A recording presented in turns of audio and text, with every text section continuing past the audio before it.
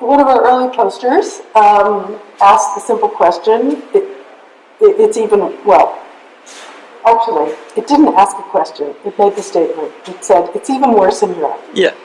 And by that time, everyone knew what we were talking about, so we didn't even have to state the problem, just the statement.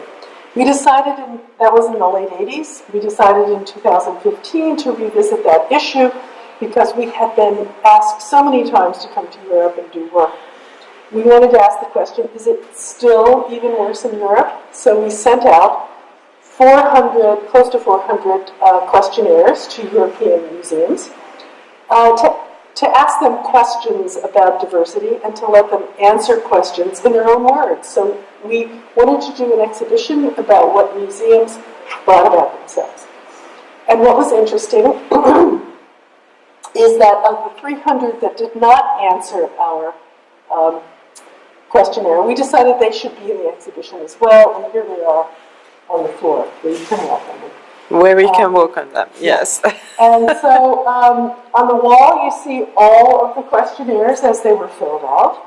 We have some call-outs, so we picked out some of the most interesting issues in them. For example, only 14 museums that answered the questionnaire have more than 20 artists from outside Europe and the US in their collections. 17 have less than 20 artists, 11 gave vague answers, and 8 said that the issue of artists from outside Europe or US didn't matter at all. And we asked the question, is that really the way to tell the history of art? Isn't art global by now? We even went after Whitechapel.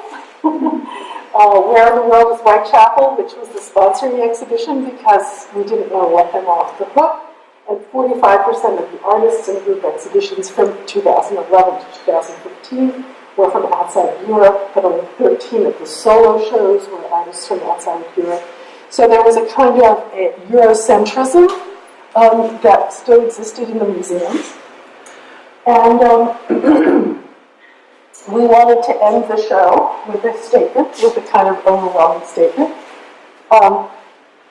Unless museums and konsthall show art as diverse as the cultures they claim to represent, they're not showing the history of art, they're just preserving the history of wealth and power.